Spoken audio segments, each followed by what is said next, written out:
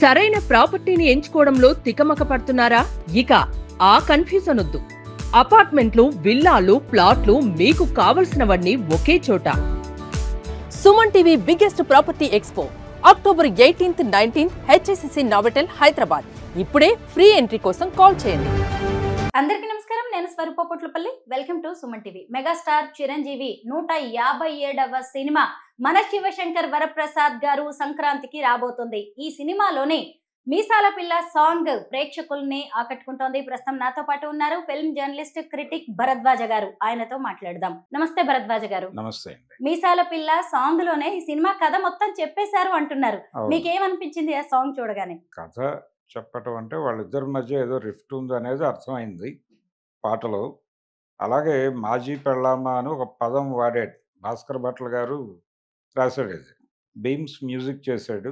అయితే ఈ పాట ట్యూన్ వింటుంటే లాస్ట్ సంక్రాంతికి వెంకటేష్ సినిమా ఒకటి వచ్చింది అనిల్ రావిపూడి డైరెక్షన్లో, సంక్రాంతికి వస్తున్నామని.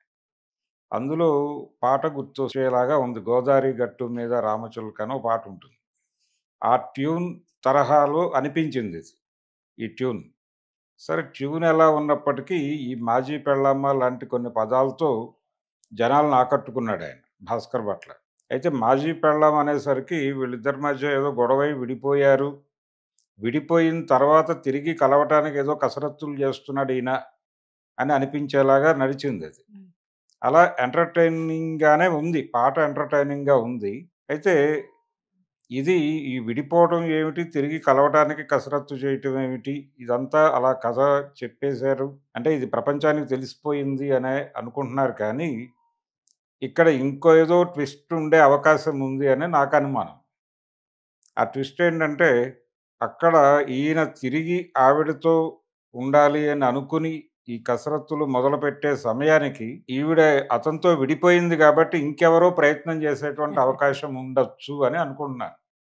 అంటే ఇది సీరియస్ సినిమా అయితే కాదు, ఇది ఎంటర్టైనింగ్గా నడిచే సినిమానే.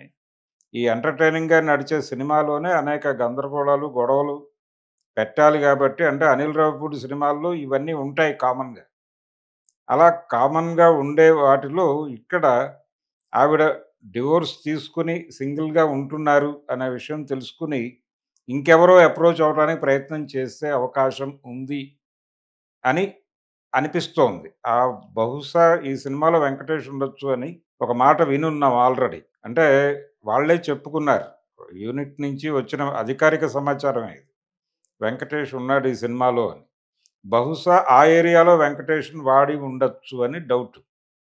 ఆయన ఆ ప్రయత్నాల్లో ఉండగా ఈయన తిరిగి పాత బాండింగ్ని పునర్నిర్మించడం కోసం ప్రయత్నం చేస్తూ, ఆ ప్రయత్నంలో ఆయనతో ఘర్షణ పడి వాళ్ళిద్దరూ పోటీ పడి, అంటే జనరల్గా కాలేజీలో ఇద్దరు ఒకే అమ్మాయిని ప్రేమించిన తర్వాత వాళ్ళ మధ్య ఘర్షణలు జరగడం, ప్రేమదేశం, ఇలాంటి సినిమాలు అనేకం చూసాం.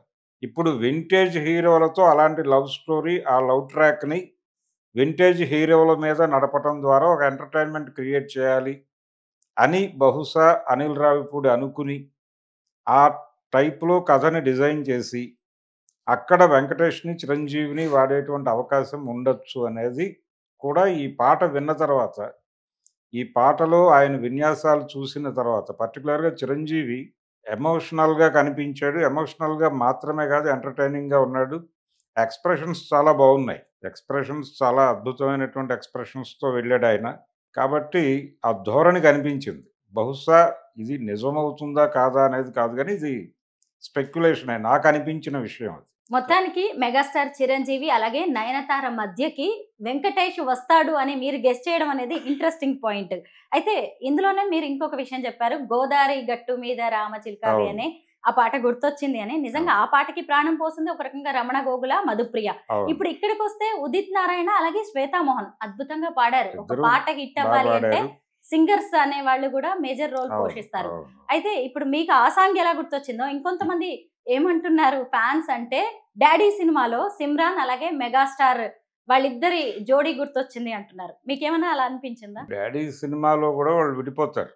విడిపోవటము, ఆ తర్వాత కొంచెం అందులో కొంచెం విషాదం పాలు ఎక్కువ ఉంటుంది. సురేష్ కృష్ణ డైరెక్ట్ చేసిన సినిమా అది. దాంట్లో కొంత విషాదం పాలు ఉండటం వలన ఆ సినిమా ప్రాపర్‌గా పెర్ఫార్మ్ చేయలేదు. బాక్స్ ఆఫీస్ దగ్గర హిట్ సినిమా కాదది. అయితే అది ఒక వాళ్ళు టార్గెట్ చేసినటువంటి ఆడియన్స్‌నైతే పట్టుకోగలిగారు. అలా ఉండదు ఈ సినిమా. ఇది టోటల్‌గా అనిల్ రావిపూడి సినిమా. పైగా దీనికి ముందు ప్రోమో ఒకటి కట్ చేశారు. ఆ ప్రోమో కూడా చాలా ఎంటర్‌టైనింగ్‌గా నడిపాడు. ఆ ప్రోమో వలన ఈ పాటకొక హైపొచ్చింది. ఈ పాట ఇంతమంది అది ఫుల్ లిరిక్ పెట్టాలని డిమాండ్ చేయటంతో పాటు, పెట్టిన తర్వాత విపరీతంగా రష్ అయ్యారు జనాలు దానిలోకి. అలా మూడ్ క్రియేట్ చేశాడు ఆ ప్రోమోతో. అంటే పాటకి కూడా ప్రోమో చేయటం. అలాగే చిరంజీవి గారు ఇంతకుముందు ఆయన చేసినటువంటి సినిమాల్లో ఇలాంటి డాన్సులు చేసినటువంటి పాటలు అనేకం ఉన్నాయి. అంటే గ్రేస్‌ఫుల్ డాన్సర్ ఆయన. అలా గ్రేస్‌ఫుల్ డాన్స్‌తో సెలబ్రేట్ చేసిన సినిమాలు చాలా ఉన్నాయి. 'రాక్షసుడు' సినిమాలో ఒక పాటుంటుంది. 'మళ్ళీ మళ్ళీ ఇది రాని రోజు' అని సుహాసినితో. 'సుహాసినితో'. ఆ తర్వాత ఆయన చేసినటువంటి 'కొండవీటి దొంగ' సినిమాలో గూడా అలాంటి పాటుంటుంది. 'శుభలేఖ రాసుకున్నాను.' అది గూడా దాదాపుగా ఇదే మూడ్‌లో నడిచే పాటే. 'డాడీ' సినిమా గొడవ వేరు. ఆ రిఫరెన్స్‌లోకి వెళ్ళక్కర్లేదు. అదొకటే పోలిక. అంటే విడిపోవడము, తిరిగి కలవటానికి ప్రయత్నం చేయటము, మధ్యలో పాప, దాని మీద నడిచేటువంటి డ్రామా. ఇది అది కాదు. ఇది వేరే గొడవ. ఇక్కడ విడిపోవడం అనేది ఒక అడ్వాంటేజ్‌గా తీసుకొని, ఆ విడిపోయిన దగ్గర ఒక వింటేజ్ లవ్ స్టోరీని నడిపి, చాలా సందర్భాలలో ఇది నిజానికి పర్పస్‌ఫుల్ సినిమానే.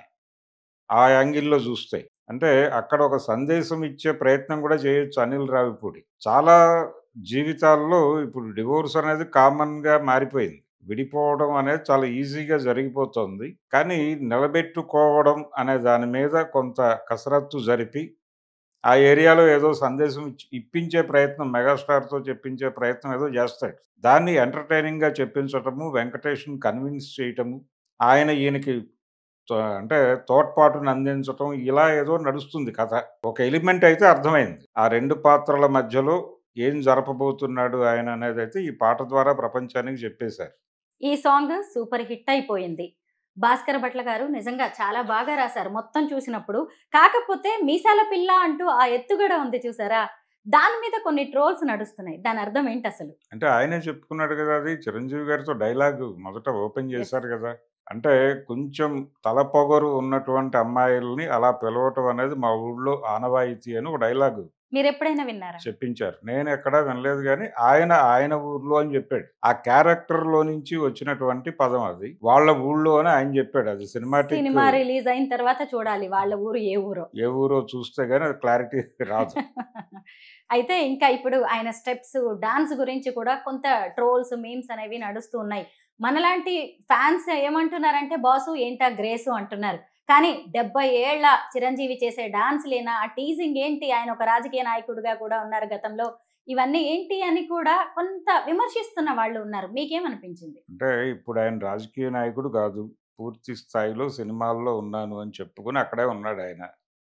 రాజకీయాల్లో ఉండి సినిమాలు చేసినటువంటి 'ఎన్టీ రామారావు' గారు 70 ఏళ్ల వయసులో ఇంతకంటే ఇంకొంచెం ముందుకెళ్ళి డాన్సులు చేసినటువంటి సందర్భం కూడా చూసాం మనం. అంటే 'సామ్రాట్ అశోక' అనే సినిమాలో ఆయన వాణి విశ్వనాథ్‌తో చేసినటువంటి డాన్సులు, విన్యాసాలు అవి యూట్యూబ్‌లో అవైలబుల్‌గానే ఉన్నాయి. అది తప్పు కాదు.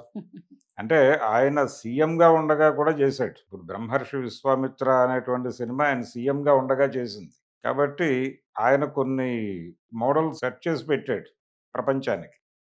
అయితే ఇక్కడ చూడాల్సిందేంటంటే 'ఎన్టీ రామారావు' గారైనా, 'చిరంజీవి' గారైనా ఎవరైనప్పటికీ వాళ్ళు ఆ క్యారెక్టర్ కోసం చేసినటువంటి వ్యవహారంగానే చూడాలి తప్ప, వాళ్ళ పర్సనల్ లైఫ్ కాదది. ఇప్పుడు 'చిరంజీవి' పర్సనల్ జీవితానికిను, ఆ పాటకి ఏ సంబంధము లేదు. అది ఒక క్యారెక్టరు. ఆ క్యారెక్టర్ అలా బిహేవ్ చేస్తుంది. ఆయన బిహేవ్ చేశాడు. అంతవరకే. ఇది పాత్ర పరంగా చూడాలి తప్ప పాత్రౌచిత్యం అంటారది. ఆ పాత్రౌచిత్యం తప్ప మరొకటి కాదు. దాని గురించి ఒక నటుడిని కించపరచటంగానే చూడాలి. దాని మీద ట్రోల్ చేయటం అంటే. కాబట్టి అది కరెక్ట్ కాదు. అది ఎవరు ట్రోల్ చేసినా గాని అది కరెక్ట్ కాదు. ఆర్గ్యుమెంట్‌లోనే లోపముందది. మన 'శివశంకర్ వరప్రసాద్' గారు సినిమా ఎలా ఉండబోతోంది? మీ ఎక్స్‌పెక్టేషన్స్ ఏంటి? ఈ సినిమా కథ, కమామీషు ఏదైనా మీకు ఐడియా ఉందా? ముందుగా ఈ టైటిల్ ఎలా అనిపించింది మీకు? టైటిల్ ఆయన పద్ధతిలో కూల్ టైటిల్ పెట్టాడు అనిల్ రావిపూడి. పండగకొస్తున్నారు అని టైటిల్ పెట్టటంలోనే సినిమా ఎప్పుడు రిలీజ్ అవుతుందో కూడా చెప్పాడాయన. పొంగల్కి రిలీజ్ అవుతోంది సంక్రాంతి సెలబ్రేషన్. ఆ సినిమాతో అంటే జనవరి 9వ తారీఖు ఒక పెద్ద సినిమా రిలీజ్ అవుతోంది 'రాజాసాబ్'. దాంతో మొదలైనటువంటి పండగ సెలబ్రేషను మన శివశంకర వరప్రసాద్ గారితో ఆగుతుంది. అక్కడి నుంచి ఈ సినిమా సెలబ్రేషన్ మొదలవుతుంది. అంటే ఇది పండగ రోజే రిలీజ్ అవుతుంది ఈ సినిమా. పండగ రోజు రిలీజ్ అవ్వటం అంటే పండగకి ఎండ్ కార్డ్ వేయటం కాదు. సెలబ్రేషన్‌ని తనతో పాటు కొనసాగించటం. ఇంకో 4 వారాలు కొనసాగుతుంది. ఒక 4, 5 వారాల సినిమా అంటే ఇప్పుడు మామూలు హిట్ కాదది. గతంలో ఒకప్పుడు 4 వారాల సినిమా అంటే సినిమా మామూలుగా ఉందని చెప్పుకోవటం. ఇప్పుడు 4 వారాల సినిమా అంటే అది ఎల్లలు దాటినటువంటి విజయంగా చెప్పుకోవాల్సినటువంటి పరిస్థితి ఉంది కాబట్టి, ఇది డెఫినిట్‌గా 4, 5 వారాలు నడిచిపోయే సినిమా. సంక్రాంతి సెలబ్రేషన్‌ని ఇది ఫిబ్రవరి వరకు కొనసాగించే ఛాన్స్ అయితే ఉంది. సినిమాని ప్రమోట్ చేసుకోవడంలో డైరెక్టర్ అనిల్ రావిపూడి తర్వాత ఎవరైనా అవును. బుల్రాజును కూడా ఈ సాంగ్ విషయంలో బాగా వాడేశారు. అది చూసినప్పుడు మీకు ఎలాంటి ఫీలింగ్ కలిగింది? అంటే ఇది మొదటి నుంచి జరుగుతోంది. ఆయన 2 సిరీస్ 'దిల్ రాజు' గారి దగ్గర చేసినప్పుడు కూడా ఈ తరహా ప్రమోషన్ మొదలుపెట్టాడు. ఇప్పుడు కూడా అదే జరుగుతోంది. అంటే సినిమా రిలీజ్‌కి ఇంకా చాలా టైం ఉంది. డిసెంబర్‌లో రిలీజ్ అయ్యే సినిమాకి ఇంకా ప్రమోషన్ మొదలవ్వలేదని గొడవ చేస్తున్నారు. ఈయన జనవరి మధ్యలో రిలీజ్ అయ్యేటువంటి సినిమాకి ఇప్పటి నుంచి మొదలుపెట్టి ప్రతి సాంగ్‌కి ప్రోమో చేసేలా కనిపిస్తున్నాడు ఈయన. ఇలా జనాల మనసుల్లో సినిమాని లైవ్‌గా ఉంచి వాళ్ళని థియేటర్లకి కదిలించడం అనేది ప్రోగ్రామ్. ఆ వ్యూహం చాలా అద్భుతంగా రచిస్తున్నాడు ఆయన. పైగా దానికి చాలా రెస్పాన్స్ బావుంది ఆ ప్రోమోకి. మొన్న చేసినటువంటి ప్రోమోకి మంచి రెస్పాన్స్ సంపాదించాడు ఆయన. చాలా క్రియేటివ్‌గా ఉంది. ఇదే కాదు అంతకుముందు 'నయనతార' ఈ సినిమాలో నటిస్తోంది అని చెప్పడానికి కూడా ఒక ప్రోమో చేశాడు ఆయన. హీరోయిన్‌కి ఒక ప్రోమో, హీరో గారికి ఒక ప్రోమో, ఆయన సెట్‌లోకి షూటింగ్ మొదలవుతోంది అనటానికి ఒక ప్రోమో. ఇలా ప్రతిరోజు, ప్రతి సందర్భానికి ఒక ప్రోమో చేయటం ద్వారా జనానికి ఏం జరుగుతోందో చెప్తున్నాను అని చెబుతూ, దాన్ని ఎంటర్‌టైనింగ్‌గా చెబుతూ జనాలను ఆ మూడ్‌లో నిలబెడుతున్నాడు. అది గొప్ప విషయం. అంటే నిజమే. ప్రమోషన్స్ కి దూరంగా ఉండే నయనతారను కూడా తీసుకొచ్చేసి ప్రమోషన్స్ ప్రోమో చేయించగలిగారు అనిల్ చేయించాడు. రావిపూడి. అవును. ప్రోమో చేయించాడు. ఆవిడ నేను నటిస్తున్నాను అని ఆవిడతో చెప్పించటం. అంటే జనరల్‌గా అది న్యూస్ ఐటెమ్. ఈ సినిమాలో చిరంజీవి సరసన నయనతార నటిస్తున్నారు అని వీళ్ళు ఒక కాగితం మీద రాసి పంపిస్తే పేపర్‌లో అచ్చవుతుంది. లేదా టీవీ ఛానెల్‌లో చదివి వినిపిస్తారు. అదే పరిస్థితి. అది తనతోనే చెప్పించి తను కూడా యాడ్ అయ్యి ఓ చిన్న దానిలో ఎంటర్‌టైన్‌మెంట్ మిక్స్ చేయటం ద్వారా జనాల్ని గ్రాబ్ చేయటం. సినిమాతో పాటు నడిపించటం. ఆ సినిమా కోసం నడిపించటం అనే ఒక రకమైనటువంటి మూవీ వాక్ చేయిస్తున్నాడు ఆయన. ఇది డెఫినిట్‌గా సినిమాకి హెల్ప్ అవుతుంది. ఇది మంచి సక్సెస్ అవ్వటానికి ఇదంతా దోహదపడుతుంది. మీసాల పిల్ల సాంగ్ అనేది జస్ట్ బిగినింగ్ మాత్రమే. చెప్పాల్సింది చాలా ఉంది, చూడాల్సింది ఇంకా ఉంది అన్నట్టుగా అనిల్ రావిపూడి స్టైల్ అయితే కనిపిస్తోంది. ఇక మిగతా సాంగ్స్ కూడా ఆయన ప్రోమోస్ చేసే అవకాశం ఉంది. ప్రోమోస్ రిలీజ్ చేయబోతున్నారు అని కూడా భరద్వాజ గారు చెప్తున్నారు. Thank you so much Bharadwaja garu. Thank you అండి.